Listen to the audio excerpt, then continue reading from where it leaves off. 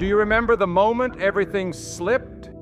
Not all at once, not in an explosion, but in a slow, aching unraveling, like watching a thread pull loose from the fabric of your life until everything you built, everything you believed, everything you dreamed lay undone at your feet.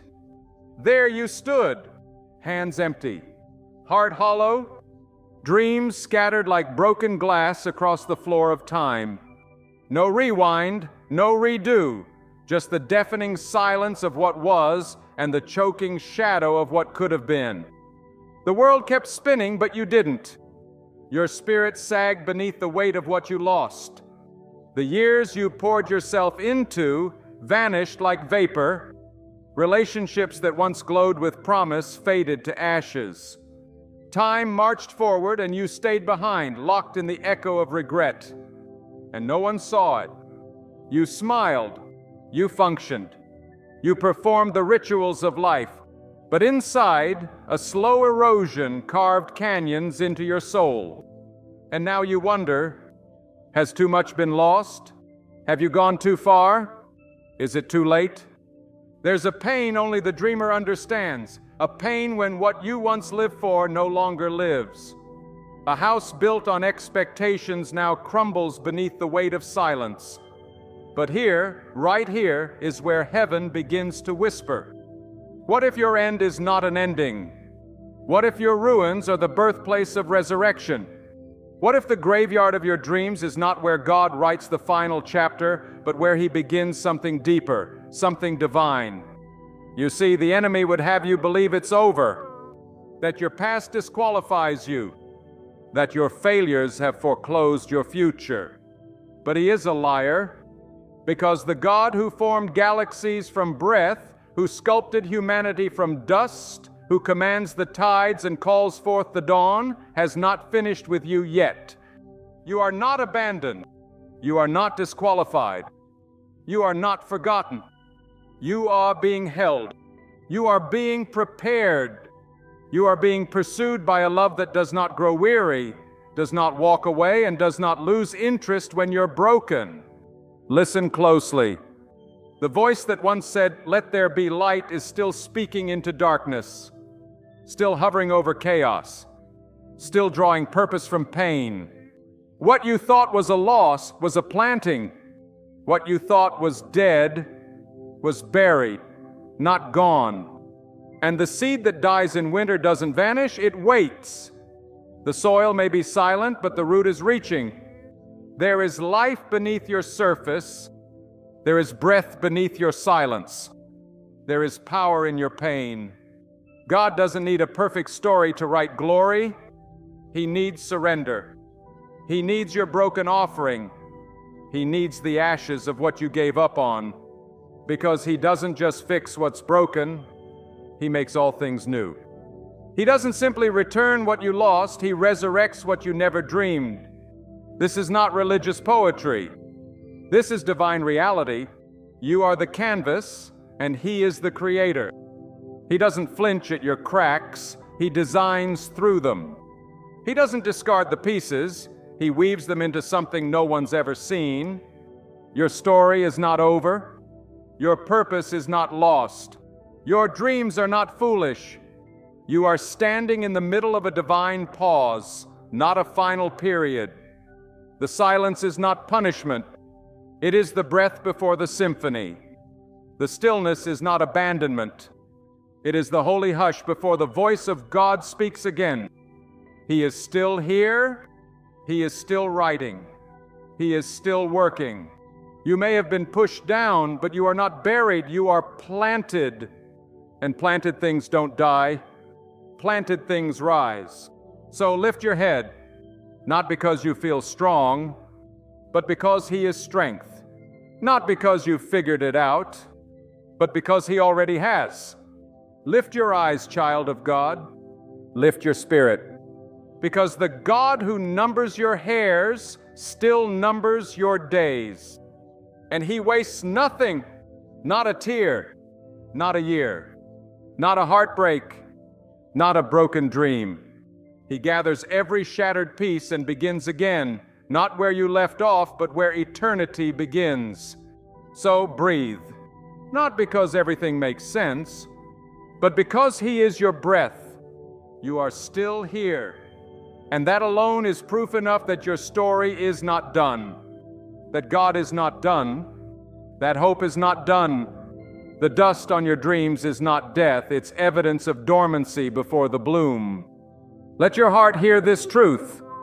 God is still in the business of resurrection, and you are His next miracle. What if the God who shaped Saturn's rings is shaping your restoration? What if the architect of galaxies still draws blueprints from your ashes? You see rubble, He sees foundation. You see the end, He sees the seed, because restoration is not repair, it's rebirth. He doesn't stitch the past back together. He writes a new chapter with the ink of eternity and the parchment of pain. When your timeline feels wasted, He presses His hand into the very moments you wish never happened and says, I will use this too.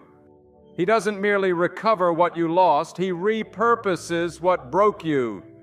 He builds with bones. He breathes on dust. He resurrects the time you thought was ruined and writes redemption into every moment you thought slipped through your grasp.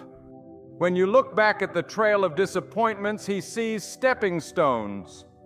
When you feel your years collapsed under the weight of detours and despair, He sees a divine rerouting towards something infinitely greater than what you had planned.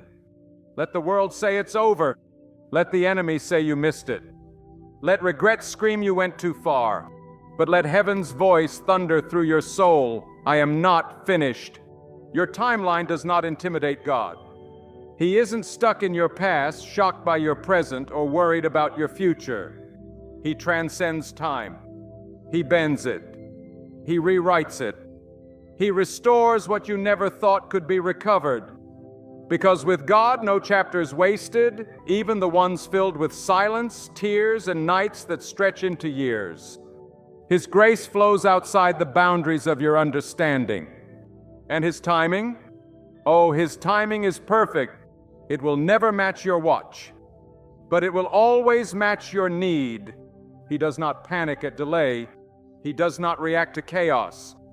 He is the God of appointed moments, and your appointment with restoration has not been canceled. In fact, it's already on heaven's calendar. So stop rehearsing your regrets. Stop replaying the what-ifs. Stop believing the lie that says your best days are behind you. You are not behind schedule. You are not disqualified. You are not discarded. You are being positioned right now, in this very breath. He is positioning your pain for purpose. He is positioning your wounds for wonder. He is positioning your delays for divine acceleration. Don't curse the detour, it may be the very path to your destiny.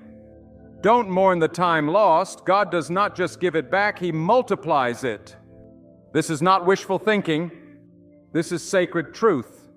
The one who controls time is not bound by it. He doesn't need a decade to do a miracle. He needs a moment. One moment of His presence rewrites a lifetime of pain. One whisper from heaven breaks the silence of sorrow. One divine touch flips the narrative. He doesn't need your timeline. He needs your trust. And when you give it, He steps in. He breathes. And the grave becomes a garden. The ashes become a crown. The regret becomes a revelation. God does not restore to the same condition. He restores to something greater. He doesn't put the puzzle back together. He creates a masterpiece that looks nothing like the shattered image you once mourned. You thought you lost time? No, child. You gained testimony. You thought your dream died? No, it went deeper. Its roots have grown strong in the dark. And now, at the appointed hour, the bloom will come, not because of your striving, but because of your surrender. Because you stopped trying to fix it and started trusting the one who never fails. Do not despise the silence. Do not fear the dark. The seed must go underground before it bursts into life, and so must you. This is not a season of absence. It's a season of incubation. The dream hasn't died. It's being prepared. God is not done, and neither are you. He is gathering the pieces, reclaiming the years, renewing what was worn thin by sorrow. Your soul has not slipped beyond reach. Your life has not passed the point of purpose. You are not forgotten in heaven's halls. You are etched on the palms of his hands. He knows your name. He hears your groans. He counts your sighs as sacred prayers. He bottles every tear, and he is preparing to do what only he can do: restore, revive, redeem.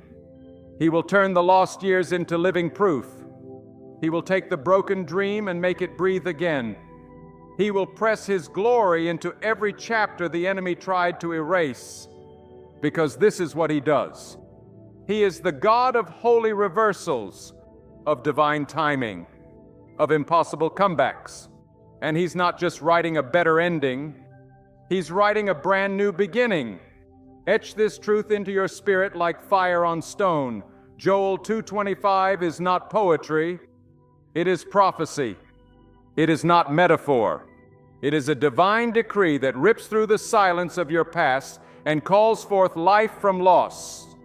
I will restore to you the years that the locust hath eaten.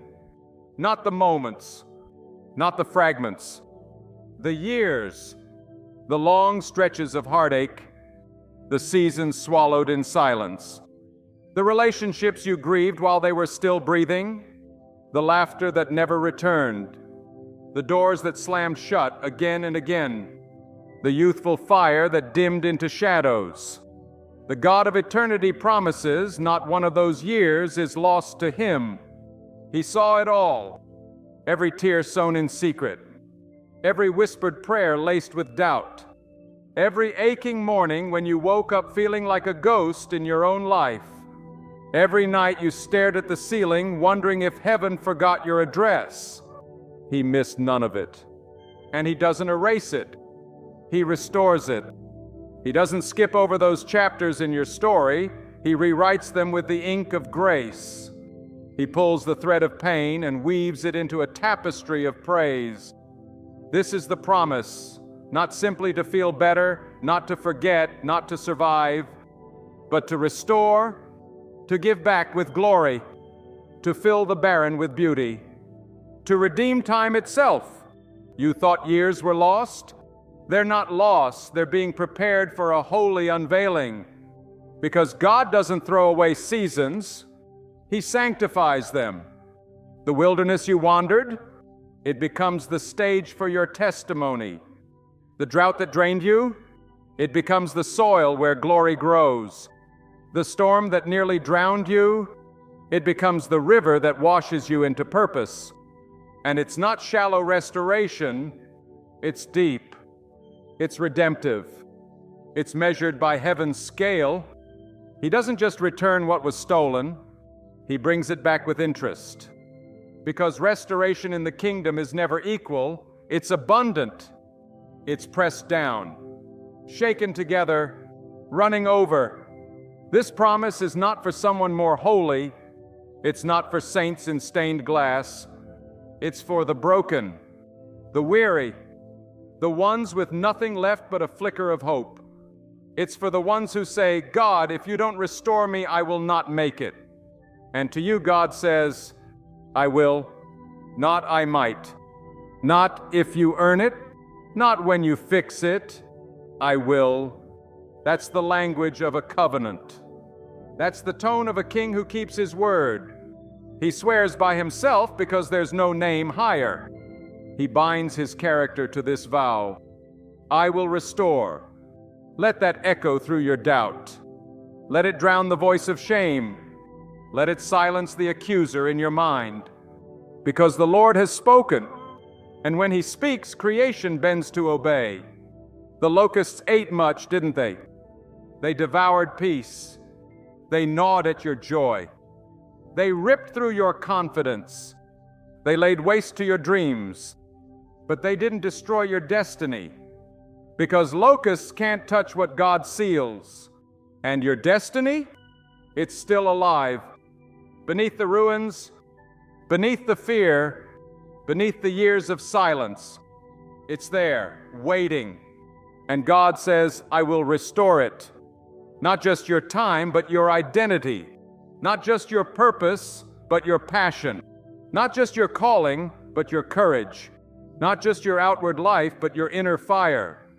He is not only a builder of houses. He is a rebuilder of hearts. He is not only a restorer of things. He is the restorer of time. He does not measure by minutes or hours, but by impact and eternity. A single word from his mouth can resurrect decades of loss. So what do? You believe. You stretch your heart wide enough to hold the weight of this promise. You dare to hope again, not because you feel ready, not because you've healed, but because he said it, because his word does not return void, because he never speaks without intention, because he never leaves anything unfinished. He is the God of full circles, and he is leading you back to the garden you thought was lost. So walk with him, even if the path feels foreign, even if the years ahead look different than the ones behind.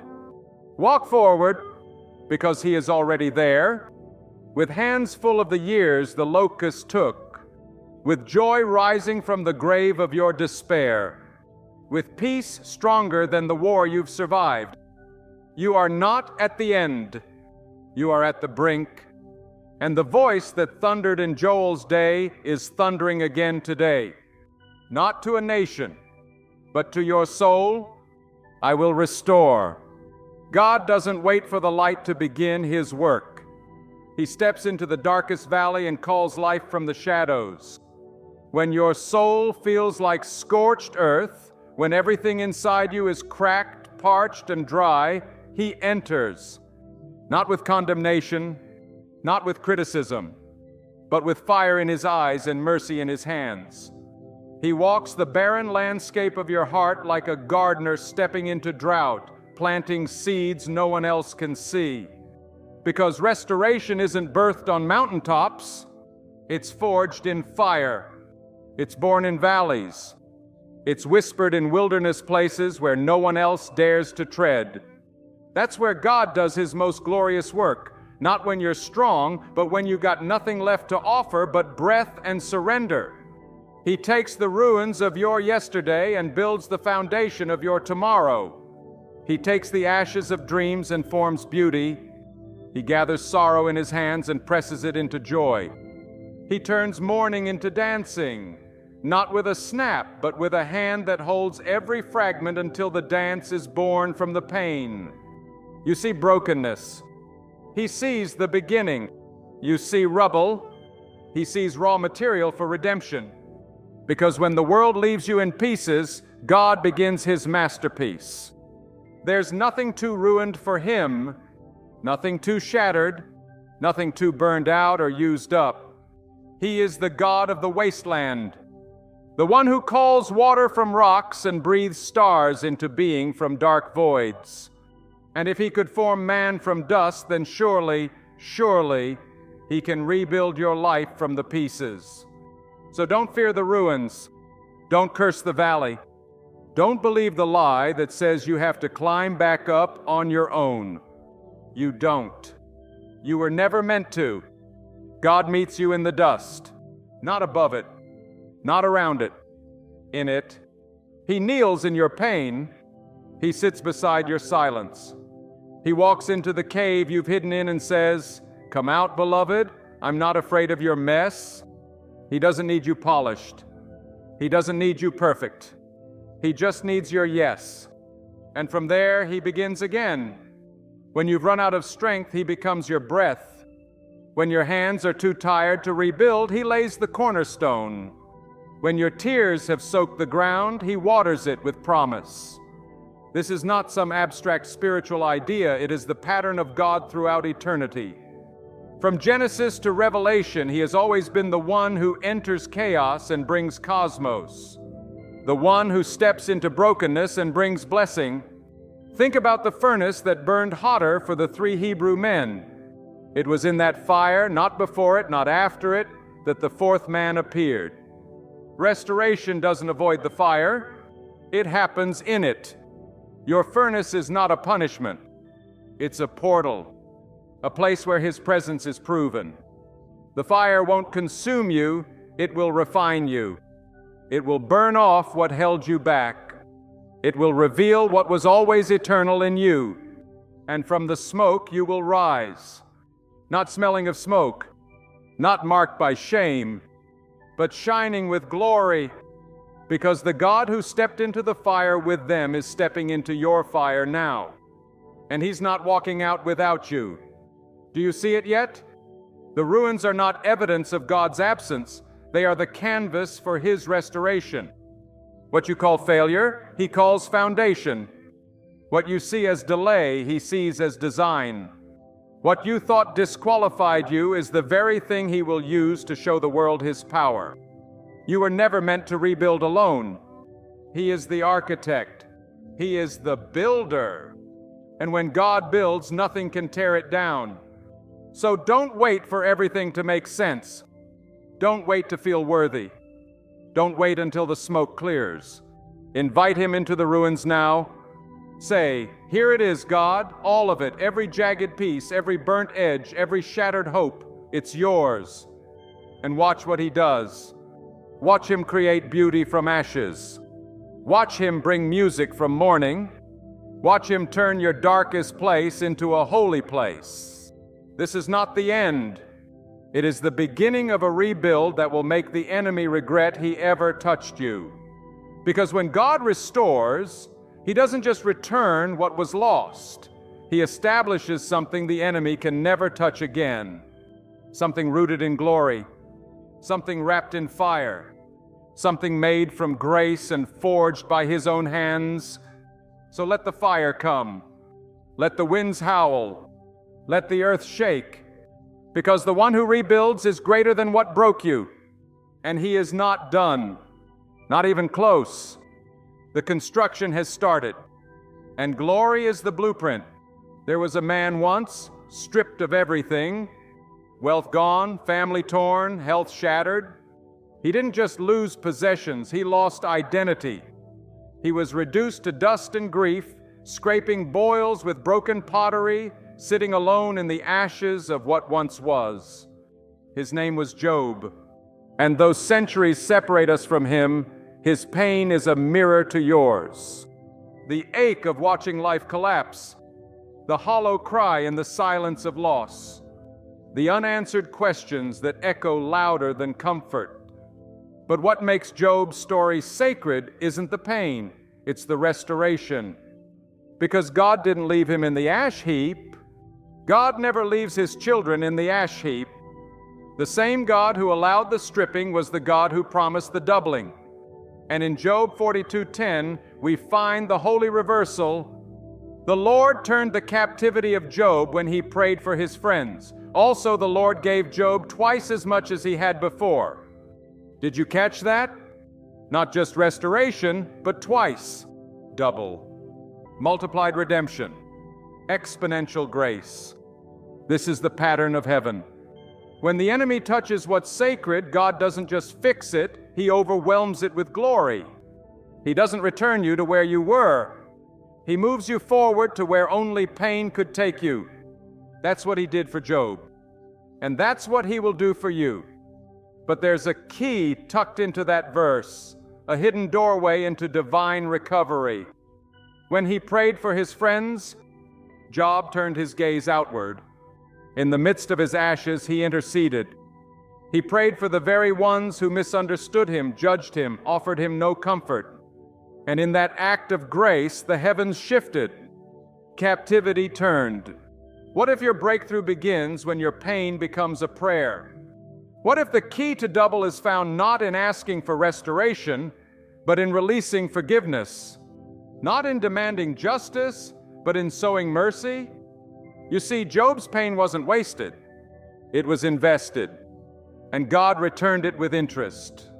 You may feel empty now, You may be surrounded by ruins. But hear this, the ashes of your heartbreak are the incense of your next miracle. God saw the day you fell apart, but He also sees the day you rise again.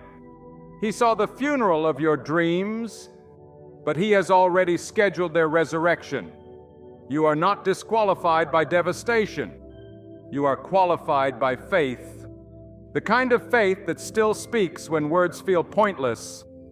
The kind of faith that still stands when your knees are weak. The kind of faith that still believes when everything screams, it's over. Job was never abandoned. He was appointed. Appointed for suffering, yes, but also for glory. Appointed to demonstrate that the human soul, when held by the hand of God, can endure anything and rise higher than before. Your pain has not removed you from purpose. It's preparing you for double. The blessing ahead will make sense of the wilderness behind. You may not understand it now. You may not even feel like hoping again. But hope is not a feeling, it's a flame.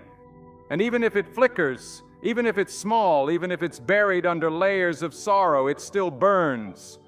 And God breathes on it. He fans it until it becomes fire. That fire will carry you. That fire will warm your bones when everything else runs cold. That fire is your inheritance. Because just like Job, you are not defined by what was taken from you. You are defined by the one who restores you.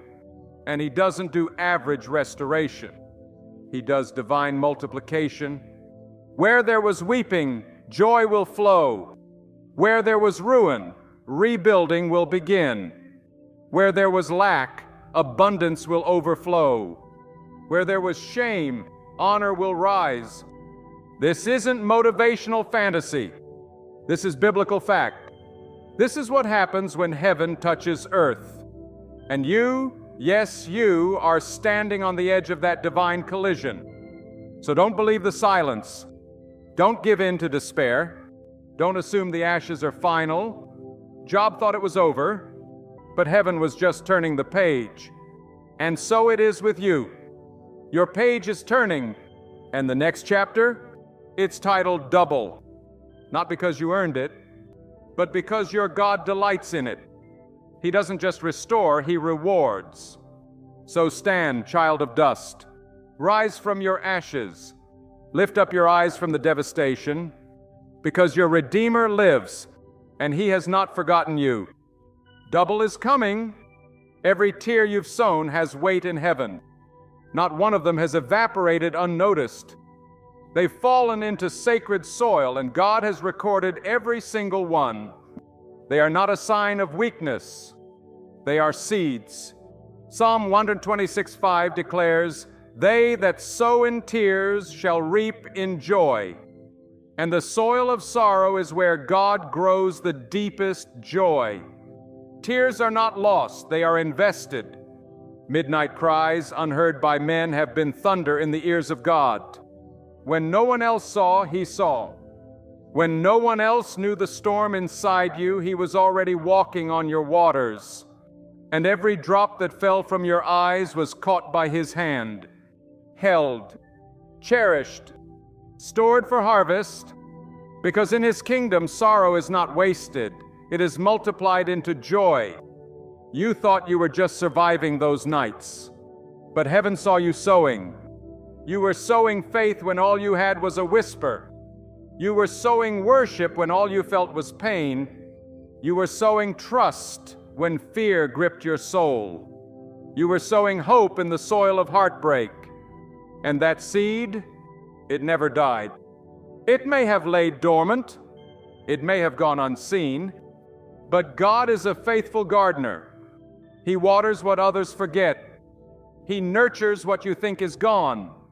And He brings the harvest at the exact appointed time. You see, this is the mystery of kingdom math. Weeping carries weight, not in weakness, but in worth. It softens the ground of your heart so that when the joy comes, you can hold it. Sorrow tills the soil for the harvest to come. And what you thought was a breakdown is actually breaking ground. When you were on your knees in grief, God was plowing furrows for joy. When you whispered, "God, why?" He replied, not always with words, but with preparation. He was readying you for more, for deeper, for abundance. Because there's a joy that doesn't come cheap. It is mined from pain, forged in pressure, and refined in fire. And that joy, it lasts. The joy that comes after weeping doesn't float on the surface, it rises from the depths. It's not temporary relief. It's not shallow happiness. It's resurrection joy. And resurrection joy requires something to die first. Your pride, your control, your illusions, maybe even your version of the dream. But once surrendered, once placed into the ground, God begins the miracle. Because seeds only come alive in the dark. They need the burial to bloom. And so did you. You were never buried to be forgotten. You were planted to be multiplied. The moments you thought were endings were really beginnings. The tears you tried to wipe away were actually watering your future. And the God who counts every hair on your head has counted every tear you've shed. They are currency in His kingdom. Not one will return void. Not one will fall without a harvest. Even your sighs are prayers. Even your silence is heard. Even your numbness is known. And still He plants joy. Still He sends rain. Still He prepares a table in the presence of your enemies. Because joy is not a maybe, it is a promise. It is not a luxury, it is a right for the redeemed. And it is coming for you. Even now the clouds are shifting. Even now the soil is breaking. Even now heaven is singing over you. Weeping may endure for a night, but joy comes in the morning. That morning is not far off. You may not feel the sun yet, but it's rising. You may not see the harvest, but it's growing. Your tears have baptized the field, and the fruit will come, not small, not partial, but overflowing, pressed down, shaken together, running over. This is not motivational fluff. This is divine principle. The Word cannot lie, and the God who made the Word lives in you. So if you've wept, prepare to reap. If you've sown through pain, prepare to laugh with joy. The night may have been long, but the dawn is laced with glory. So don't curse your tears. Thank God for them. They are evidence of a heart still soft, still alive, still surrendered. And in that soft soil, God plants eternity. The harvest is coming, and when it does, you will not be empty-handed. You will return with sheaves, with joy, with strength, with glory, because what was sown in sorrow will be reaped in unspeakable joy. Shame has a voice. It whispers in your weakest moments. It haunts your memories and attaches itself to your name like a shadow you can't outrun. It tells you you're too broken, too stained, too late, too far gone. But heaven's answer to shame is not silence, it's double. Isaiah 61:7 says it like thunder in a valley of regret. For your shame ye shall have double, and for confusion they shall rejoice in their portion. Therefore in their land they shall possess the double. Everlasting joy shall be unto them. Double, not in spite of your shame, because of it. Where the enemy tried to disfigure you, God will distinguish you. Where confusion tore your confidence apart, God will wrap you in clarity and rejoicing. The very space where the enemy tried to bury you is where God plants His banner, His name, His glory, because in the kingdom, shame is not a period, it's a comma. It's a pause before promotion. And when God steps into your shame, He doesn't just cover it, He crowns you. This is the God who reversed the curse, who turns Goliaths into gateways, who takes the dirt the world threw on you and uses it as fertilizer for the garden of your calling. He does not erase your past. He transforms it into a platform. He does not deny what happened. He declares dominion over it. He says, yes, that was part of your story, and now it belongs to me. He takes your ugliest chapters and writes mercy across the pages. He takes the lowest moments and builds altars on top of them. You see shame. He sees testimony. You feel disqualified. He calls you chosen. You feel stained. He calls you anointed. You want to hide. He wants to reveal, because God does not need perfection to reveal His power. He chooses the broken, the flawed, the stained, and He doesn't hide the cracks. He fills them with light. That's how His glory shines through, not through your polish, but through your surrender. He says, for your shame, I will give you double. Not just restoration, elevation. Not just healing, honor. Not just repair, redemption. The world says you are what you did, but God says you are what He's declared. And His word overrides every whisper of your past. This isn't optimism. It's identity. When you came to the cross, your shame died there. It doesn't own you anymore. You were buried with Christ, and you rose with Him in power. That means shame has no legal access to your destiny. It may knock. It may hiss. It may accuse. But you don't have to answer, because your name is no longer attached to that failure. It's attached to a promise, a covenant, a blood-sealed, spirit-breathed, heaven-backed declaration. Double. You will possess the land, not as a visitor, as a son, as a daughter, not by striving, but by inheritance. Everlasting joy is your portion, not momentary happiness, not shallow comfort.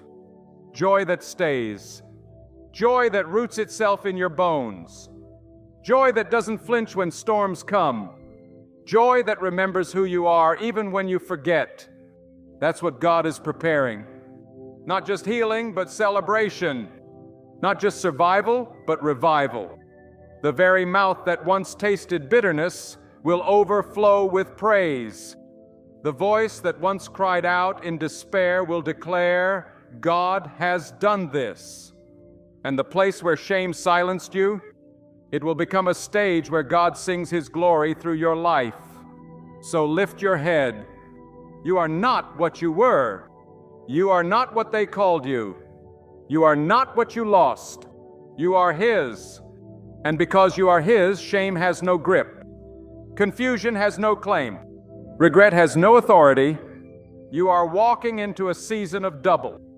Not because you're lucky, but because you're redeemed, because you survived what tried to kill you, because you trusted Him when everything in you wanted to quit, because you chose worship instead of bitterness, because you stayed.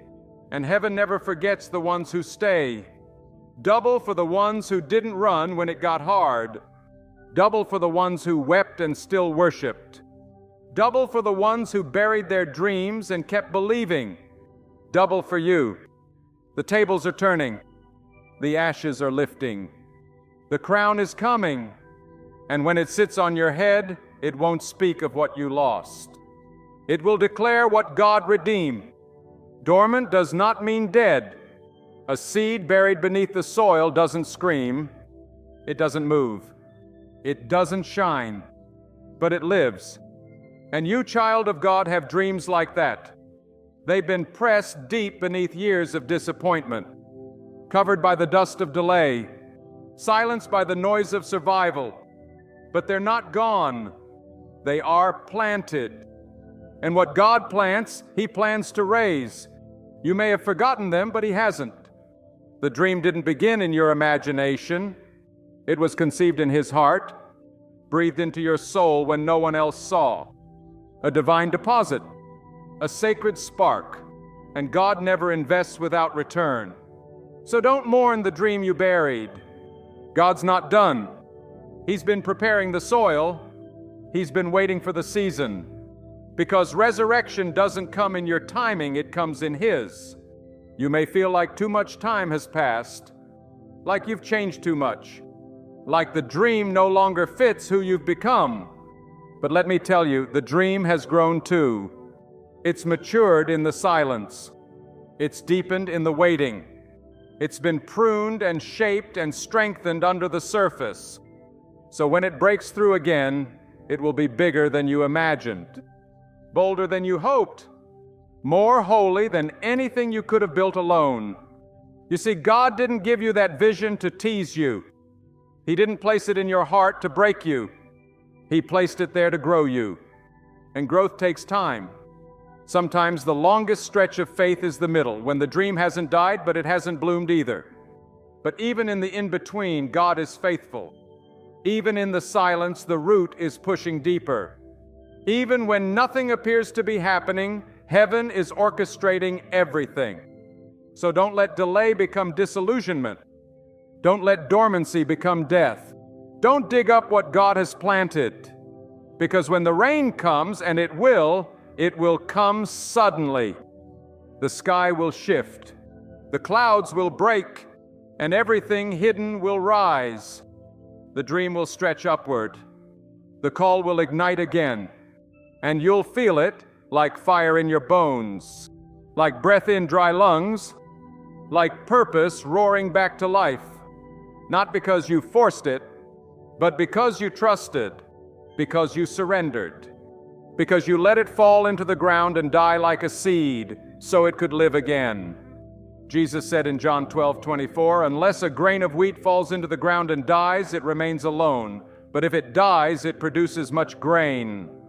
There is life after letting go. There is multiplication after surrender. And there is a harvest after the hush. The enemy wanted you to believe that your dream was an illusion, that it was too big, too naive, too far gone. But the enemy is not the author of your story. He does not hold the pen. And what God has written, no lie can erase. You are not too old. You are not too late. You are not too broken. In fact, you are exactly where God knew you'd be when the dream was first placed inside you. You see only the years lost. He sees the roots gained. You see time wasted. He sees character built. You see a buried vision. He sees a seed about to explode with purpose. So breathe again, hope again, believe again. Not in yourself, not in your plan, but in the one who never aborts what he begins. He is the author, the finisher, the gardener of your soul. And he is not in a hurry, but he is always on time. He knows when the soil is ready, when the heart is whole enough to carry the weight of what's coming, when the foundation is strong enough not to collapse under the blessing. Because what he's preparing for you is bigger than you think. It's not just a dream. It's a destiny, and destinies take time. So don't despise the years in the dark. Don't curse the days that felt dry. They were doing more than you saw. They were preparing you to bloom. And when you do, the world won't just see you, they'll see Him. His fingerprints on your fruit, His glory in your growth, His power in your process. So rise, dreamer, not with striving, but with surrender, not with pressure, but with peace, because the one who began the work is faithful to complete it, and He who planted the dream still waters it with grace. He is not done. He has not forgotten. And the dream you thought had died, it's coming back to life. There was a boy once with dreams too large for the world he was born into. He saw stars bowing, wheat bending, destinies unfolding in sleep. But what met him when he woke up? Betrayal, abandonment, a pit dug by blood, a price placed on his life by those who should have protected it. His name was Joseph. And his story is your reminder. God's promises are never proven in comfort. They are proven in the pit. They are tested in the prison. They are forged in betrayal and matured in obscurity. Because greatness isn't grown in public, it's grown in silence. In the long years where nothing makes sense and everything feels backwards. Joseph had the dream, but the journey broke him first. Thrown into slavery, falsely accused, locked in a dungeon for a crime he didn't commit. He didn't climb a ladder. He fell into purpose. And every time the world said, "He's done," heaven whispered, "And not yet." Because behind the scenes, God was weaving, threading mercy into betrayal, sewing purpose into prison bars, writing a story so intricate that not even Joseph could understand it until he stood at the top. When that moment came, when Pharaoh called and Joseph stood in the palace, no longer the dreamer, but the answer to a nation's famine, he looked into the eyes of the very brothers who betrayed him and said, "What you meant for evil, God meant for good, to save many lives." Genesis 50:20. That's not forgiveness. That's perspective. That's vision refined by suffering. That's what happens when the dream survives the dungeon. Because dungeons don't destroy dreams, they purify them. The pit didn't cancel Joseph's calling. It carved character into it. Prison didn't silence the vision. It sanctified it. God wasn't punishing Joseph. He was positioning him. And He's doing the same with you. You may not be in a literal prison, but maybe you feel locked in, stuck, forgotten, held in a place you never asked for.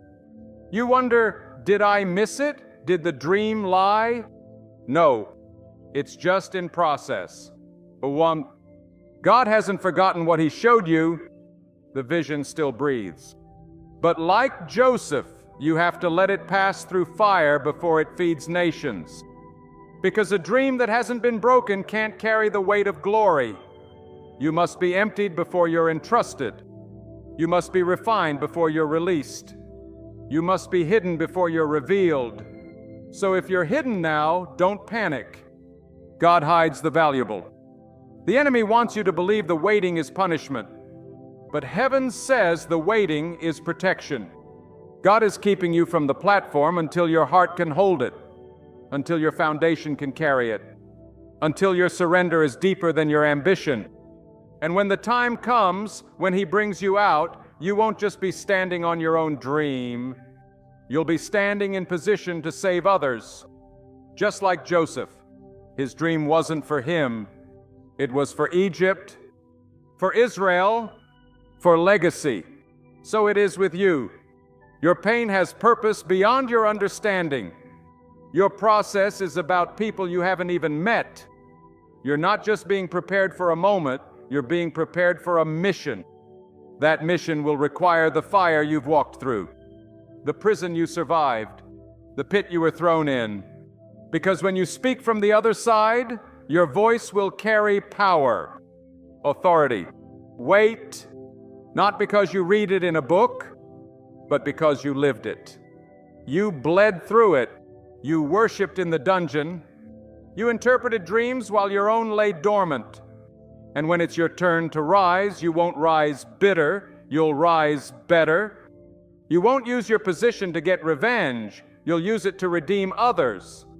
Because the process shaped you for the palace. It's shaping you even now. The betrayals you couldn't explain, they cut off the weights that would have crushed you later. The prison you couldn't escape, it built the patience you'll need to sustain influence. The silence that hurt your ears, it tuned your soul to God's whisper. Don't curse your past. Don't wish it away. It's been your preparation. And just like Joseph, you will rise. Not just because of the dream, but because of the hand guiding it. The God who gave you the vision is the same one leading you through the valley. He has not forgotten you in the dark. He's reserving your seat in the light. When the time is right, He will open the door no man can shut. And when He does, it won't be just for your breakthrough. It will be for someone else's deliverance. So stay faithful in the pit. Stay pure in the prison. Serve while it's not your turn. Interpret others' dreams while yours is still buried. Because God is watching, and when He lifts you, it won't be small. It will be sovereign, strategic, supernatural. Joseph's brothers couldn't stop him. False accusation couldn't stop him. Years of silence couldn't stop him. And nothing can stop what God has set in motion in you. Dream again, not for you, but for the world that needs the fruit of what you've walked through. You're not forgotten. You're being formed, and when your moment comes, it will be greater than anything you imagined. Forget the former things. Let them go. Let the memory of what was drift like smoke in the wind. Because God does not restore by returning you to yesterday. He restores by doing a new thing. Remember not the former things, neither consider the things of old. Behold, I will do a new thing. Now it shall spring forth. Shall ye not know it? Isaiah 43:18-19. He does not glue together broken dreams. He births something that never existed before. He doesn't recycle your past. He resurrects your future. And the new thing doesn't look like the old. It's not a replica. It's not a repair. It's a revelation. You've been waiting for the return of what you lost. But heaven's been preparing what you've never imagined. New rivers in old deserts. New doors in locked hallways. New vision from blinded eyes. God is not interested in fixing what you had. He's interested in building what you didn't know you needed. So take your eyes off the rearview mirror. Stop looking back. Lot's wife did, and she turned into a monument of what could have been. But you were not made to be a monument. You are a movement. You are walking forward into the next, into the fresh, into the now it shall spring forth. The old was necessary, yes. It taught you, it shaped you, it grew you, but it's not your destination. It was a hallway, not a home, a chapter, not the conclusion. God is turning the page, and it's not a repeat, it's a rebirth. Can you feel it? The stir beneath the silence, the pressure building under the surface, the faint pulse of something rising. That's the new thing awakening. It doesn't need your approval. It needs your alignment, your surrender, your openness to say, God, I'm ready, not for what was, but for what you have next. That takes courage, because the new doesn't come with blueprints. It doesn't arrive with explanations. It comes wrapped in mystery and soaked in glory. And only those who walk by faith will recognize it. Only those who release the past can embrace the promise. You see, God's not afraid to close doors, to let things die, to bury old seasons so new fruit can emerge. Jesus said, unless a seed falls to the ground and dies, it remains alone. Some things had to end. Some relationships had to walk away. Some chapters had to close, not to punish you, but to prepare you. Because the new thing can't grow in old soil. It needs space. Space that only surrender can create. So what is God asking of you? Not performance, not perfection, just release. Let go of the image of how it used to be. Lay down the idol of what you lost. Stop romanticizing yesterday. The manna from yesterday rots in today's sun. God doesn't feed you from leftovers. He prepares fresh bread daily, new mercies, morning by morning, new strength, new insight, new authority. He is the same yesterday, today, and forever, but He is never stagnant. He moves in seasons. He breathes in cycles. And if you try to hold on to the old too tightly, you'll miss the glory unfolding right in front of you. Shall you not know it? It's a holy question. Can you perceive the shift? Can you feel the wind changing? Can you discern the divine detour? The miracle you're asking for may not come packaged the way you expected. It may not look like what you prayed for, but it will be exactly what your soul needs. Because God answers not with replicas, but with resurrection. He doesn't give you the past back. He gives you Himself in a new dimension. You're not stepping backward. You're stepping deeper into identity, into authority, into destiny. And yes, it will cost you your comfort. It will ask for your full attention, but the exchange is glorious. So lean in. Lean into the stretch, into the uncomfortable unknown. That's where the oil flows. That's where the fire falls. That's where the new thing is already springing forth, like shoots breaking through cracked ground, like rivers bursting from rock, like vision shining through night. It won't come all at once. It rarely does. But if you stay close, you'll see it. You'll feel it. You'll walk in it. And you'll never long for the old again, because what's ahead carries weight, glory, fullness. It carries Him. So forget the former things, the old wineskins, the dried up wells, the familiar but unfruitful. Lift your eyes, open your heart, and declare with boldness, God, I'm ready. Do the new thing. Do it in me. Do it now. Shame has a voice, but so does the blood of Jesus, and its voice is louder. Where shame says, you've gone too far, the blood says, it is finished. Where guilt chains you to the past, grace breaks every link and sets your future ablaze. The cross was not the end of mercy, it was the fountainhead, the floodgate, the place where sin and love collided and love won. That blood still flows, still speaks, still covers, still restores. Not just what you lost, but who you are. It doesn't just forgive actions, it reclaims identity. The enemy wants you to believe you've blown it, that your mistakes are permanent, that your failures disqualify you. But if Peter's denial wasn't final, neither is yours. He stood by that fire, warming his hands in the enemy's camp, saying, I never knew him.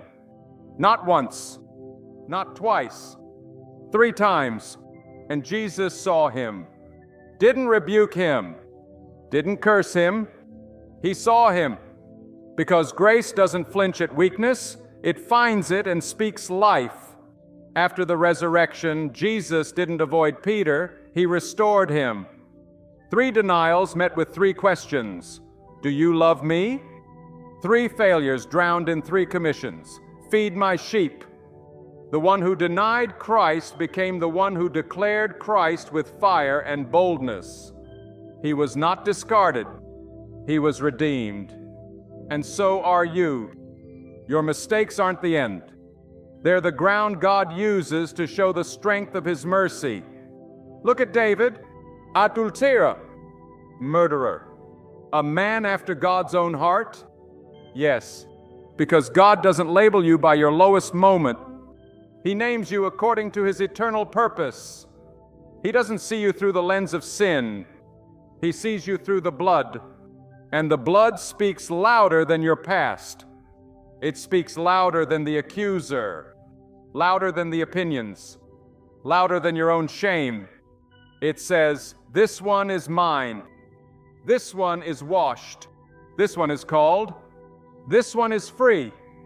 The cross is not a symbol of religion. It's the receipt, proof that the debt has been paid in full. You owe nothing. You carry nothing. You earn nothing. It is done. So why do you still live like a prisoner? Why do you bow to guilt that's already been nailed? Why do you rehearse sins God has already forgotten? Their sins and iniquities I will remember no more. Hebrews 10:17. If God has forgotten it, why are you still carrying it? Why are you still defining yourself by something the blood has already erased? You are not your failures. You are not your history. You are not your sin. You are a new creation. Not remodeled, not improved. Reborn. Heaven doesn't look at your record. It looks at the cross, and the cross says clean. The cross says called. The cross says complete. You are not on probation in the kingdom of God. You are a son, a daughter, not by performance, by purchase. Jesus paid full price for full access. So stop crawling through the door when he said, "Come boldly." Stop hiding behind your shame when he tore the veil. Lift your eyes. The throne of grace is wide open, and the one who sits upon it does not scowl. He smiles because you're his, because he chose you, knowing every flaw, every weakness, every sin. Still, he chose, and now he restores, not just your relationship with him, but the fire in your heart, the zeal in your soul, the identity you lost along the way. He's speaking again, not condemnation, but commission. Feed my sheep, love my people, walk in power. This is the hour to come alive, to drop the chains of regret, to silence the voice of accusation, to embrace the love that never let go. Because while you were drowning in shame, Jesus was preparing a seat at the table, a place of honor, a robe of righteousness, a ring of belonging. The prodigal didn't even finish his apology before the Father was already restoring him. So why are you trying to earn what's already yours? Just come home, fall into his arms.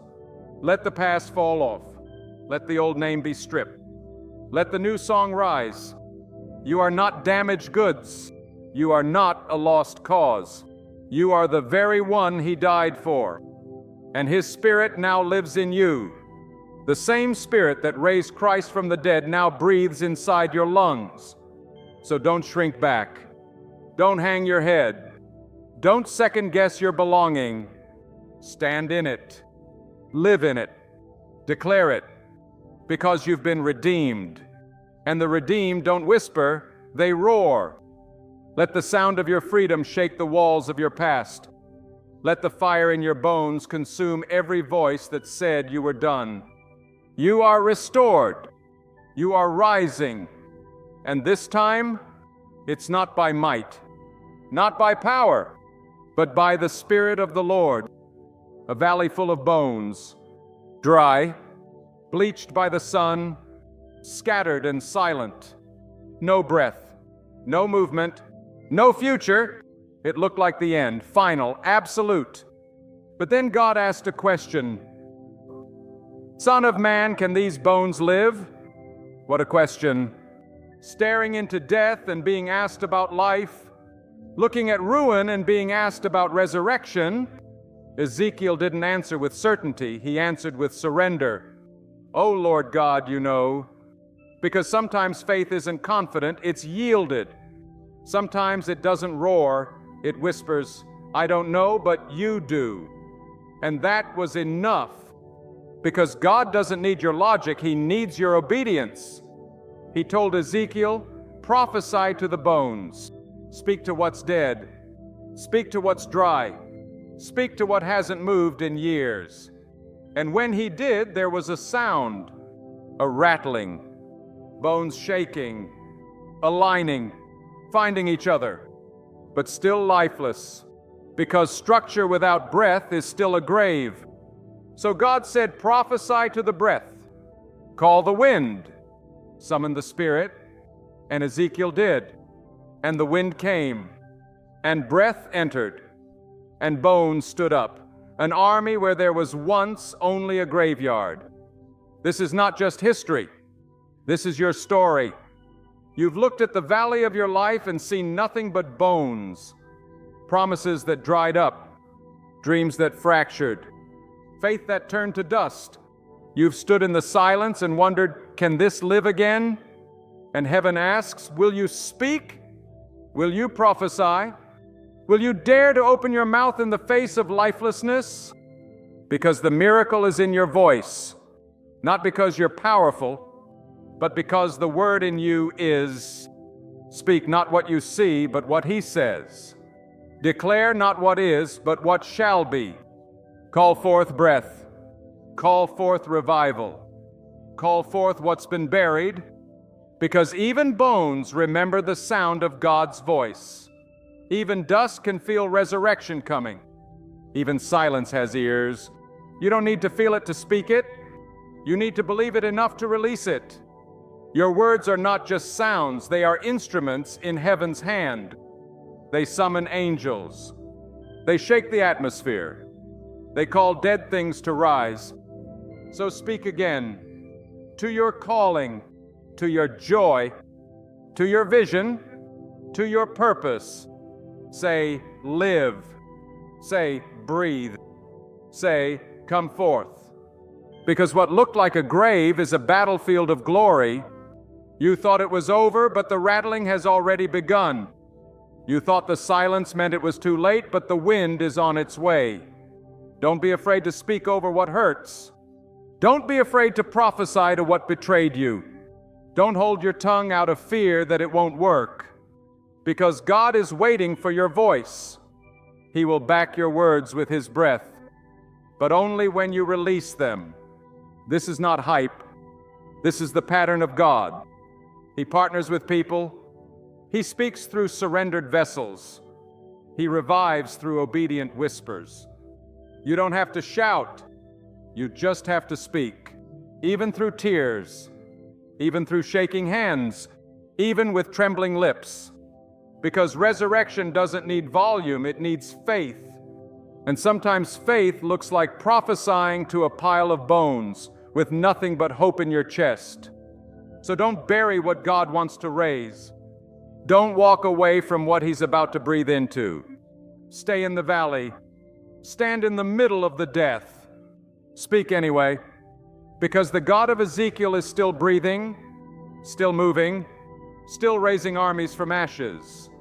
And your life, it's not too dry, not too far gone, not too fractured.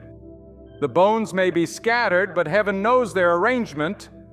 And when breath comes, it won't just revive you. It will activate you. You won't just rise, you'll march. You won't just stand, you'll speak. You'll carry the sound of resurrection in your spirit. You'll become the answer to someone else's valley, because you walked through yours and survived, because you obeyed when it looked insane, because you believed when all you saw was bones. And now the army rises. Now the wind blows. Now the Spirit moves. This is resurrection, not just of your dream, but of your destiny, of your voice, of your authority, of your place in the kingdom. So lift your eyes, prophet. Lift your voice, warrior, and speak. Say to the bones, live. Say to the wind, come. Say to your own soul, rise. Because the valley is becoming a revival, and the breath of God is here. The promises of God are not ancient echoes, they are alive. They were not written for a select few, not for saints frozen in stained glass, not for dusty scrolls and distant centuries. They were written for you, right now, right here, in the middle of your chaos, in the heat of your trial. They are not relics, they are weapons. They are not metaphors, they are living fire. When God speaks, His word doesn't expire. It doesn't wither with time. It doesn't bend under culture. It doesn't need revision or defense. It endures, and it remains true regardless of your feelings, your circumstances, or your past. God's promises are not suggestions. They are declarations, legal in heaven, binding on earth. They are divine contracts sealed in blood. Heaven and earth will pass away, but my word will never pass away. If He said He will restore, He will. If He said you are loved, you are. If He said you are called, nothing can uncall you. These promises were written not just to inspire, they were written to anchor.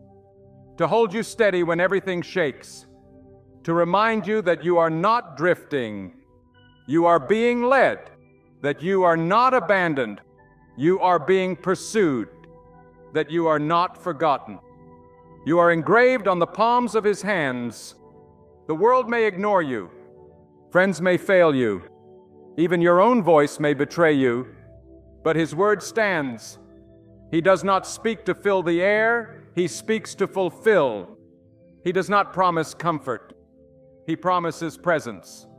And in His presence there is restoration, there is healing, there is resurrection. You must stop treating the Bible like it's a collection of stories and start holding it like a sword, because the same voice that split the sea for Moses is splitting the silence for you. The same God who restored Job's fortune is restoring your peace. The same God who remembered Hannah's cry is remembering your tears. The same God who called Lazarus out of the tomb is calling your dream to rise. This isn't a different God, it's the same yesterday, today, and forever. He still parts waters. He still shuts lions' mouths. He still breaks chains. He still calls fire down on altars soaked in water. And He still moves mountains with mustard seed faith. The promise doesn't change based on how you feel. It's just as true in your lowest valley as it is on your highest mountaintop. Even when you question it, it remains. Even when you doubt it, it waits. Even when you run from it, it runs after you, because His word is not a contract you maintain, it's a covenant He sustains. It doesn't depend on your performance. It depends on His nature, and He is faithful. Even when you're not, especially when you're not. So grab hold again. Dig your hands into the soil of His word. Find the seed that matches your storm. Plant it. Speak it. Prophesy it until it takes root in your marrow. You are not fighting empty-handed. You have a sword forged in heaven. Use it. When fear whispers, declare, God has not given me a spirit of fear, but of power, love, and a sound mind. When shame returns, proclaim, there is now no condemnation for those who are in Christ Jesus. When doubt chokes you, shout, He who began a good work in me will be faithful to complete it. When the enemy accuses, remind him, the Lord is my defender. The battle belongs to the Lord. Because this isn't about hype, it's about war. And your greatest weapon is the word that never fails. Let it dwell richly in you. Let it echo louder than your pain. Let it shape your identity, not your past, not your wounds, not your surroundings. When you don't know what to pray, pray the promise. When you don't know what to believe, believe what He already spoke. There's power in the pages. There's authority in the ink. And when it's spoken through faith, it becomes fire. He didn't leave you without instruction. He left you with a sword, a shield, and a name above every name. So rise in that name. Stand in that promise. Walk forward with fire in your lungs and Scripture in your hands. You are not empty. You are equipped. And every word He has spoken over you, it will not return void. It will accomplish what it was sent for. So let it speak. Let it cut through the fog. Let it set your bones on fire. You are not just reading words. You are wielding the breath of God. So take a deep breath and step forward. The promise still stands. For I know the thoughts that I think toward you, says the Lord, thoughts of peace and not of evil, to give you a future and a hope. Jeremiah 29:11. Let that truth echo until it drowns every lie. Let it thunder against every voice that ever told you you're a mistake. Let it crush the shame that tries to convince you that your future is over. God thinks about you, not vaguely, not occasionally, not in passing, intimately, intentionally, constantly, and not with wrath, not with disappointment, but with peace, with goodness, with hope. You are not drifting in random existence. You are being carried by divine thought. You are not overlooked. You are not forgotten. You are not on the edge of God's awareness. You are at the center of His heart. Every breath you take is counted. Every step you walk is ordered. Every moment you feel lost is already held by the one who mapped out your restoration before you ever fell. You think you've missed your moment? He says your moment hasn't even started. You think it's too late. He says He redeems time. You think the best is behind you. He says, I'm just getting started. Because He doesn't just think about your now, He has declared your future. Not just any future, a good one, a promised one, an expected end. That means He's already at the finish line, cheering you forward, whispering through your disappointments. Keep going, I'm still with you. When others wrote you off, He wrote you in. When others shut the door, He opened another. When others forgot your name, He etched it into His palms. Do you see it? You were never aimless. You were never random. Your detours were known. Your delays were expected. Even your failures were factored into His plan, and He never changed His mind. The gifts and callings of God are without repentance. He didn't anoint you because you'd always get it right. He anointed you because He saw the end from the beginning. He knew you would fall, and still He called you. He knew you would doubt, and still He believed in you. He knew the pit was part of the journey, but the palace was always the destination. This is the nature of divine hope. It doesn't deny pain, it defies it. It doesn't ignore suffering, it redeems it. It doesn't erase your past, it resurrects it into testimony. You are not defined by the mess you've made. You are defined by the miracle He's making. And His thoughts over you, they never waver.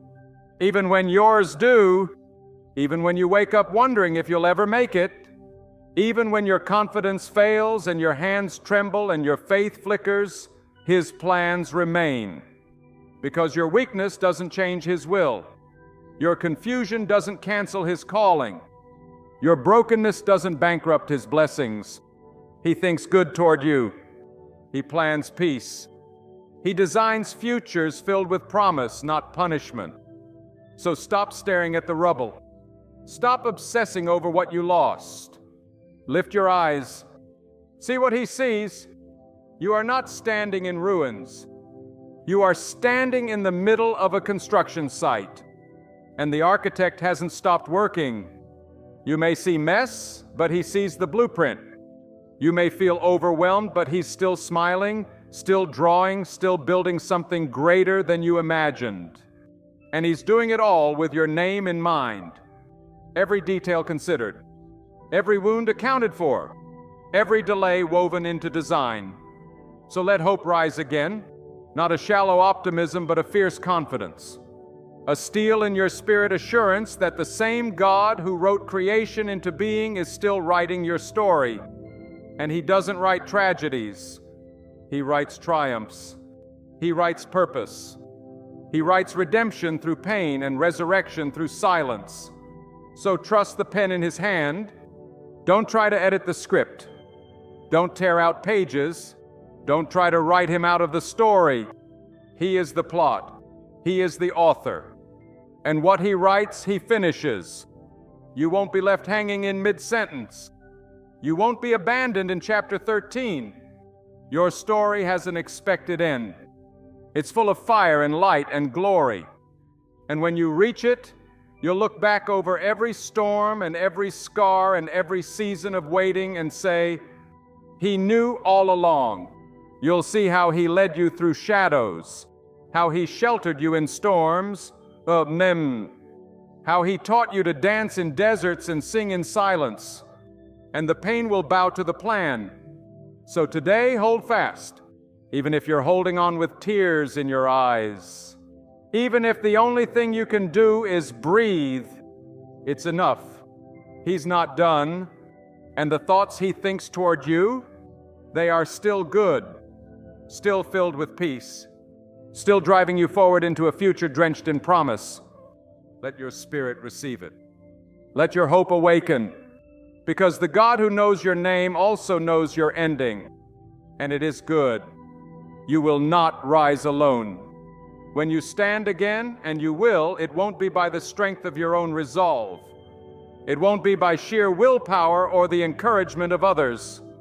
You will stand in the strength of the Almighty, the one who carved rivers into rock, the one who flung stars into orbit and told the sea where to stop, the one who breathed life into dust and called it man. He will lift you, and when he does, no one, not the enemy, not your past, not even your inner critic, will be able to deny it. Because when God restores, he doesn't do it in secret. He sets a table for you in the presence of your enemies. He prepares a seat not in the shadows but in the light, not as revenge but as a revelation, to show the world that his mercy reigns, to prove that he never abandons his own, to declare through your life that grace wins. Your Redeemer lives. He's not a story, not a symbol. He is alive, present, powerful, and personal. Job declared it from the ashes. I know that my Redeemer lives and that he shall stand at the latter day upon the earth. He wasn't speaking of theology. He was speaking of intimacy, of confidence that pierced the smoke and the sores and the silence. And that same Redeemer, he's walking into your story. He's stepping over the ruins. He's brushing past the regrets. And he's reaching for you, not to scold, but to lift, to stand you up where you fell, to dress you in robes of righteousness where shame left you stripped, to crown you with glory where life tried to bury your name in dirt. You see, God doesn't just restore outcomes. He restores identity. He reminds you who you are, not who the world labeled you, not who your past suggested you might be, but who he called you from the very beginning. You were never a mistake. You were never forgotten. You were never too far gone. You are beloved, anointed, appointed for this time, this place, this calling, and he's breathing into your bones again. He's strengthening your spine.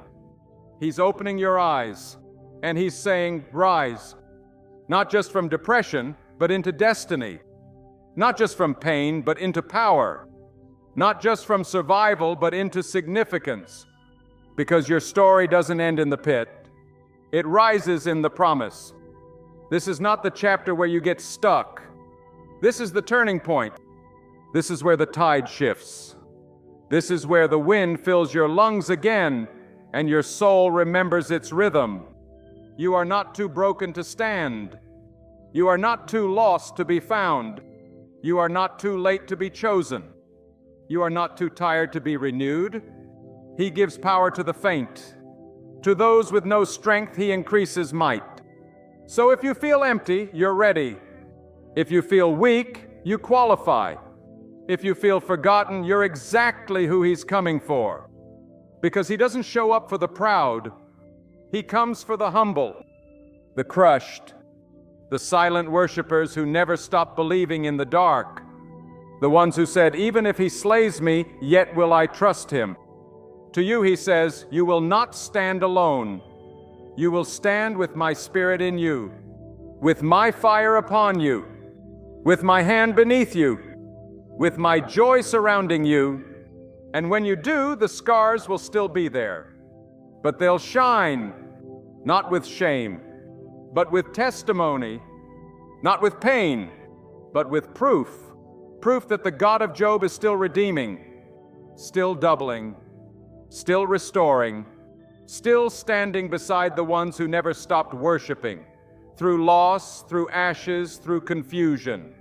You will not rise alone. He will go before you. He will walk beside you. He will come behind you, and the shadow of his wings will cover you every step of the way. So take courage, take heart, take hold of his promise. Lift your eyes from the dust. Shake the chains from your ankles, because this is not the end of your story. This is resurrection. And resurrection is never quiet. It bursts from tombs. It rips away grave clothes. It walks out with authority, and it declares to every demon in hell, I am still here, and God is still faithful. You're not done. You're rising, with your Redeemer at your side, with the King of Kings lifting your head. And when you stand, you will know you never stood alone. This is not a sermon. This is a movement. This is not a theory or theology. It's a pulse pounding from heaven into your chest. Restoration isn't on the way. It's already begun. Even now, the Spirit of God is breathing over your chaos, stirring the ashes, hovering over the waters of your soul like He did in the beginning, ready to speak light again. This is not the future. This is now. Not someday, not when you have it all together, not when the pain makes sense or the wounds stop bleeding. Now. Restoration is not a process God starts when you prove you're worthy. It's a work He begins because He already called you worthy. You don't have to wait for a better season. You don't need a bigger faith. You just need to recognize what's already stirring inside you. The same power that raised Christ from the dead isn't coming. It's in you, right now. Living, breathing, speaking, moving. But so often we miss it. Because we're looking for thunder, but God speaks in whispers. We're looking for fire from heaven, but He's lighting coals in our hearts. We're waiting for a flood of change, while He's already shifting the soil under our feet. He's not waiting for you at some distant altar. He's seated beside you in the ashes, saying, I never left. I've been here through every tear. Even when you doubted me, I never doubted you. I'm not waiting for your perfection. I'm waiting for your surrender. The moment you yield, He begins to rebuild. And what He builds doesn't look like what you lost. It's not a replica. It's not a reconstruction of your past. It's a resurrection. Something new, something better, something unshakable. Because He's not restoring you to who you were. He's restoring you through what you endured. He's weaving the heartbreak into holiness. He's pulling destiny out of disaster. He's writing purpose into the pages that once felt blank. You thought your pain disqualified you. It didn't. It commissioned you. God doesn't just restore people so they can be happy. He restores them so they can carry glory. So they can walk through the fire and not be burned. So they can stand in the storm and not be moved. So they can rise from the ruins and be a living testimony of mercy. You may feel ordinary, but there's nothing ordinary about the fire inside you. You may feel invisible, but heaven is watching you with fierce attention. You may feel behind, but you are right on time in God's divine agenda. Do not miss what He's doing because it feels unfamiliar. Do not ignore the shift because it's subtle. Restoration rarely makes a loud entrance. It begins as a whisper in your ribs, a flicker in your faith, a stillness in your chaos. You think it's nothing, but it's everything. It's the beginning of the bloom. The first sign that the root has survived, that underneath the scars something holy has taken hold. And soon what you thought was barren will break open with beauty. What you thought was dormant will shout with life. Because the kingdom of God doesn't come with fanfare, it comes like a seed. Quiet, slow, certain. And when it breaks forth, it shakes the earth. That's what's happening in you. Right now, the shaking you feel is not the enemy, it's the sound of heaven making space. The discomfort is not destruction, it's transition. God is stretching your spirit to hold more than you ever have, to walk in places you never thought you'd reach, to carry glory that doesn't bow to fear. So let Him work. Don't rush it. Don't shrink it. Don't sabotage it with doubt. Let Him finish what He started. You don't need to see the full picture. You just need to trust the hand that holds the brush. He's painting beauty over your ashes. He's writing psalms over your scars. He's singing over your silence. And He's doing it now. Not next week. Not next year. Now. Restoration is not waiting for you to catch up. It's waiting for you to believe. To believe that what was stolen can be returned. That what was broken can be rebuilt. That what died can live again. That you are still part of the plan, still called, still chosen, still loved. So let the movement begin in your heart, in your voice, in your faith. This is the hour. This is the sound. This is restoration in motion. It only took 5 loaves and 2 fish, a boy's lunch, insignificant in human eyes, insufficient in human hands, but when placed in the hands of Jesus, it became a miracle.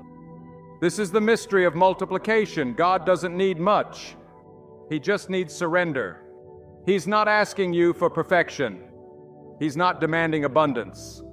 He's asking, will you give me what you have left? You think it's not enough. He says, it's exactly what I need. You think what's left of you can't feed anyone, not your future, not your family, not even your own soul, but He's not intimidated by lack. He's moved by faith. He blesses the broken. He multiplies what's surrendered. He gathers fragments and turns them into feasts. And when He does, there's always more than enough. Not just barely, not just sufficient, but overflowing, pressed down, shaken together, running over. 12 baskets left, enough to feed the disciples who doubted, enough to remind you today the miracle is in the offering. Not in the amount, not in the status, but in the release. That's the posture of restoration. God is not asking you to rebuild your life. He's asking you to place your fragments in His hands. The tears, the questions, the small spark of hope that flickers when no one is watching. He can work with that. He's the master of small beginnings. He speaks worlds from voids. He raises kings from shepherd fields. He changes history with whispers. He does not despise small things. He inhabits them. So if all you have left is breath, give Him your breath. If all you have is silence, invite Him into the silence. If all you have is a broken hallelujah, sing it anyway. Because in His hands, broken things multiply. He took dust and made a man. He took mud and made sight. He took a cross and made salvation. What might He do with your surrender? The world says it's not enough. He says, watch me, but you must let go. Let go of trying to control it all. Let go of managing your miracle. Let go of measuring your worth by what you can do or give or build. He never asked you to be the source. He only asked you to bring what you have and trust that it's enough in His hands. The little you carry might be the seed for someone else's freedom. The few words you still believe might be the sermon someone else needs to hear. Your testimony, barely formed, might be the map out of someone else's darkness. You don't have to have it all. You just have to give what you've got. And the moment you do, He breaks it, blesses it, multiplies it, feeds thousands with what the world said was useless, and gathers the overflow into your lap. Because the kingdom never ends with subtraction. It always ends with increase. You were never meant to be a reservoir. You were always meant to be a river, flowing, giving, pouring. And as long as you stay connected to the source, you'll never run dry. So bring Him the little. Bring Him the leftovers. Bring Him the moments you wanted to hide, because that's where He shows up. In the places we think are too small for glory. That's where miracles break wide open, where heaven invades the ordinary, where multiplication begins with trust, and restoration rushes in like a flood.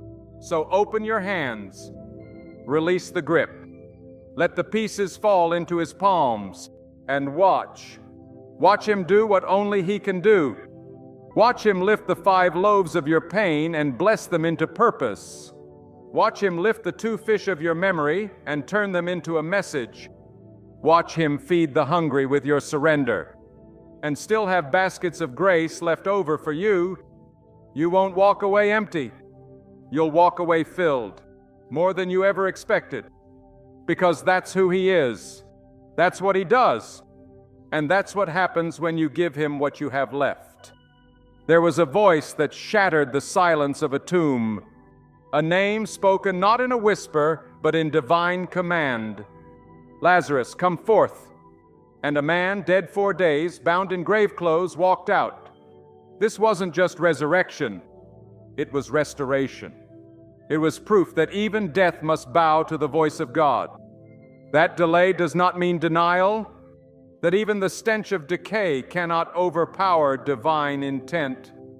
That's the same voice speaking into your soul right now.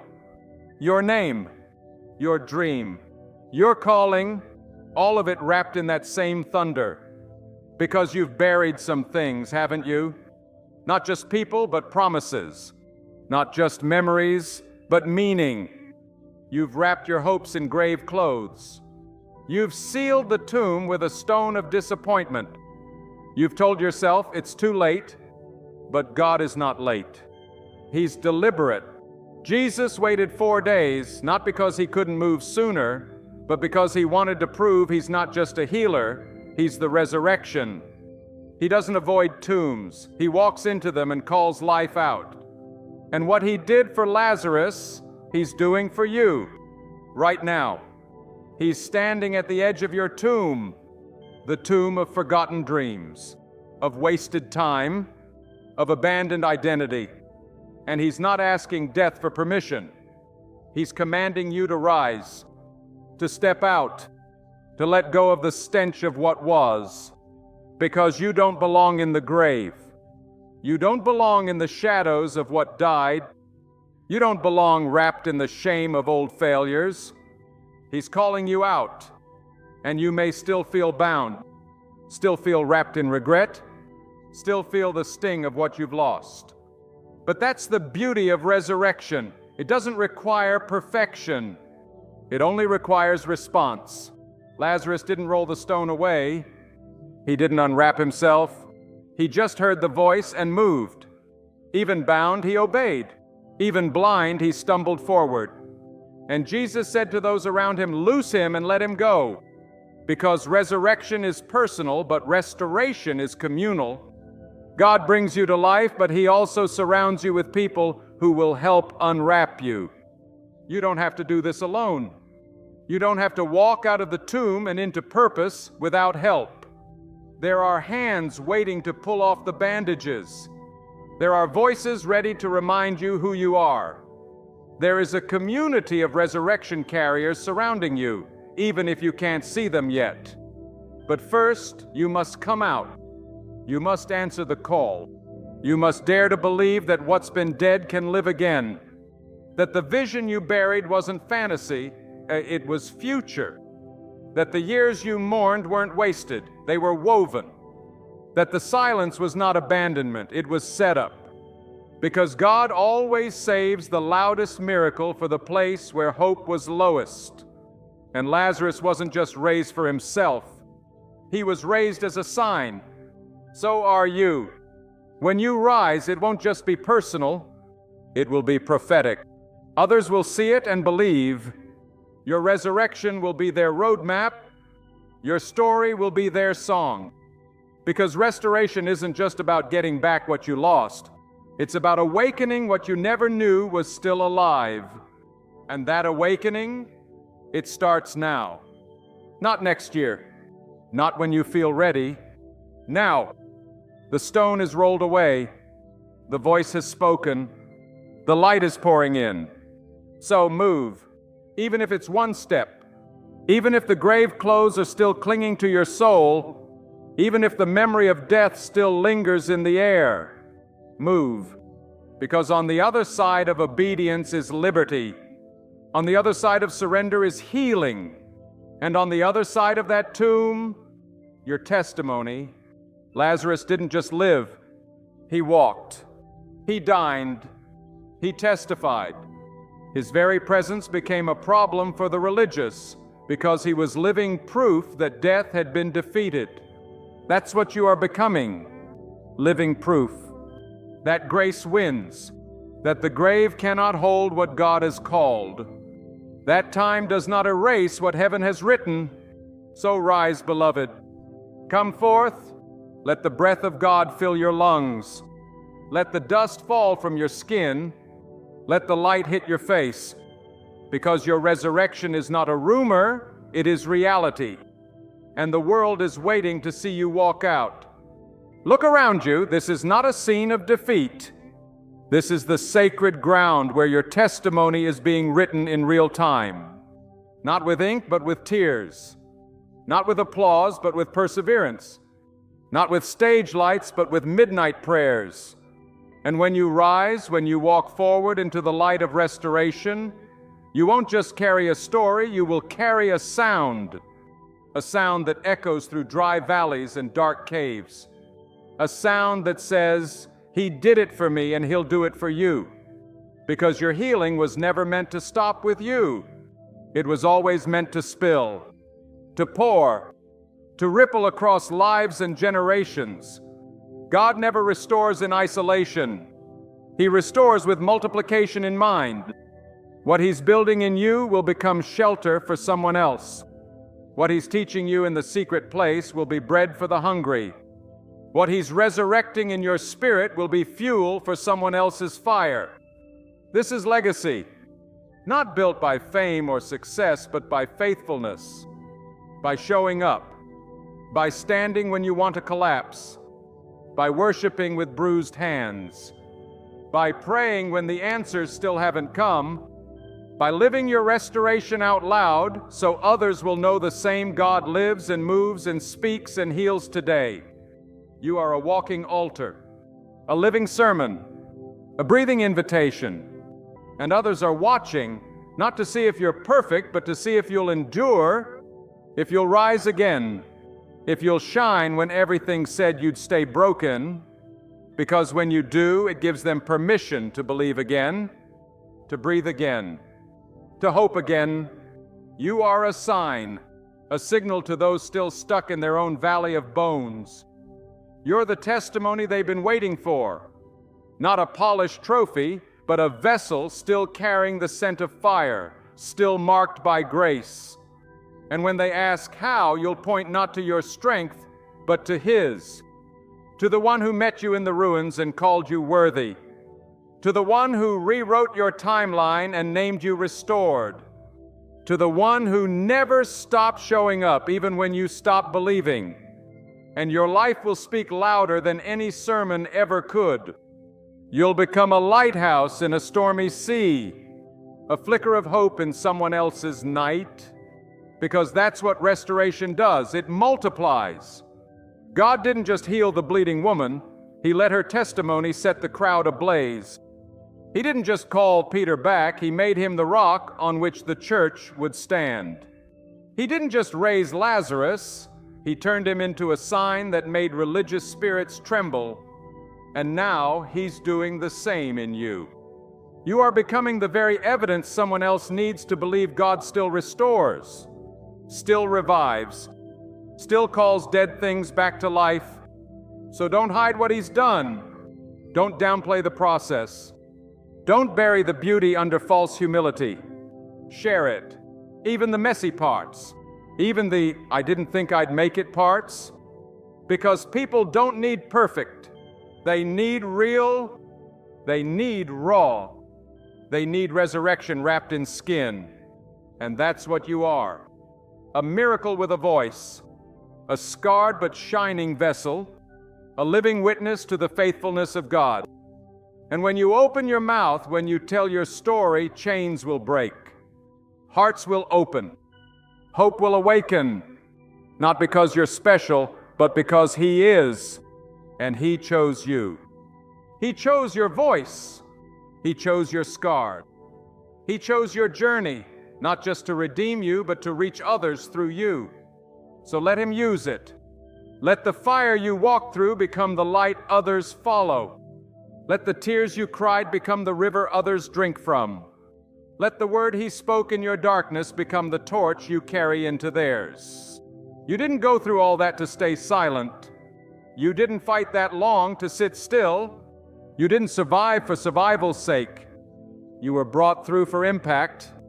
You were pulled from the wreckage to help others out of theirs. So rise in purpose. Stand in the power of your story. Speak with the authority of one who knows what it means to be raised. Because this is bigger than you. This is kingdom. This is harvest. This is restoration multiplied. You made it. Not because you were strong, but because He is faithful. Not because you knew the way, but because He never stopped walking with you. Look at the ashes. Look at what remains. Every scar, every tear, every sleepless night, every prayer you thought went unanswered, they weren't wasted. They were woven. Every moment was a thread in the garment He was preparing to place upon you. A robe of restoration, a mantle of mercy, a crown of purpose. You didn't just survive. You've been remade, transformed, sanctified by fire and sealed by grace. And now you stand. Not in your own strength, but in His.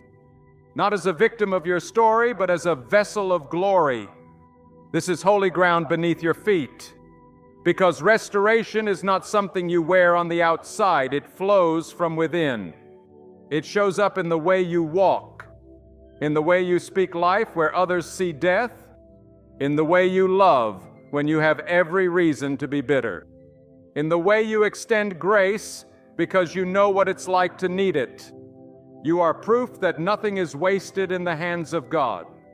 Not 1 minute, not one mistake, not one shattered dream, not one broken piece. He has used it all, and now He places in your hands something sacred, inheritance. Not just restoration of what was lost, but the divine multiplication of what was promised. You will walk in fields you didn't plant, drink from wells you didn't dig, speak with boldness you didn't know you had. Because this is the divine exchange. The enemy meant to break you. God used it to build you. The enemy meant to bury you. God turned it into planting. The enemy tried to silence you. But now your voice carries the weight of heaven. You are a living monument to the mercy of God, a walking, breathing altar, not built by stone, but by scars, not with nails, but with worship. You don't just carry restoration, you are restoration. Wherever you go, you release it. Through your words, through your story, through your presence. You are not just restored for yourself, you're restored for the generations after you, for the weary ones watching you, for the doubters who need your fire, for the broken who need your light. You are the evidence that God finishes what He starts, that He keeps His promises, that He brings beauty from ashes, not in theory, but in reality. Let the world see it. Let them look at your life and say, surely the Lord has done great things for them. Let your testimony be a doorway. Let your praise be a weapon. Let your existence be a sermon. And let your future shine brighter than your past ever dared to dream. Because restoration isn't the end of your story, it's the beginning of your reign. You've been tested, tried, refined, and now, like gold, you shine. But this shine isn't for your glory, it's for His, to reflect the faithfulness of a God who sees the end from the beginning, who walks into the grave and brings life, who takes shame and replaces it with double, who breaks timelines to redeem them, who turns yesterday's wilderness into tomorrow's inheritance. So don't walk small. Don't speak soft. Don't live like a prisoner who's been set free but still clings to chains. You are a child of the Most High, You are seated in heavenly places. You are robed in righteousness and dripping with promise.